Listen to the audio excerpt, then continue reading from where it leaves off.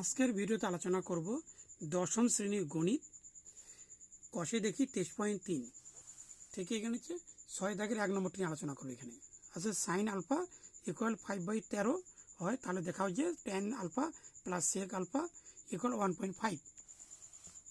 এখানে লিখতে হবে, তাই এখানে লিখতে হবে এখানে সমকোণী ত্রিভুজে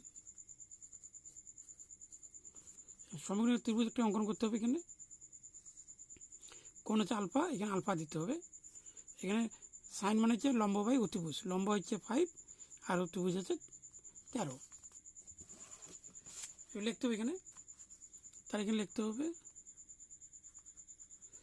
লম্ব হচ্ছে 5 একক,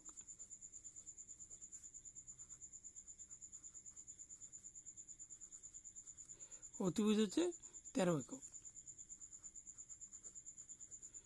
ভূমি হচ্ছে প্রশ্নবোধক চিহ্ন।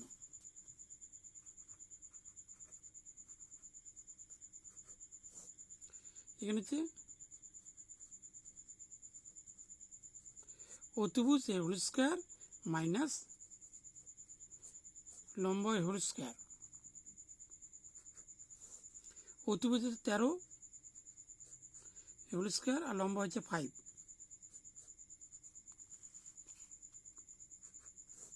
এটা হচ্ছে 169 এর বর্গ, এখানে হচ্ছে 25। এখানে বিয়োগ করলে হবে 144, এর বর্গমূল হবে 12, অর্থাৎ ভূমি হচ্ছে 12। তার অঙ্কটা এখানে লিখতে হবে। এখানে হচ্ছে tan alpha plus sec alpha. tan হচ্ছে লম্ব বাই ভূমি আর সেক হচ্ছে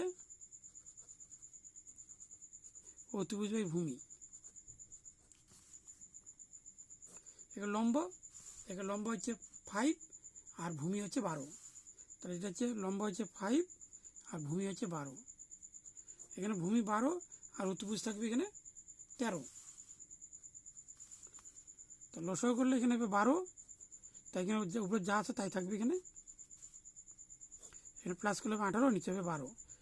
318, 6 দুগুণা 12, তাহলে উপর 3 নিচে 2। এখানে ভাগ করতে হবে, 2কে 2, বিয়োগ করলে 1, 10 এর জন্য 0, 5 দুগুণা 10। তো এখানে প্রমাণিত হয়ে গেল।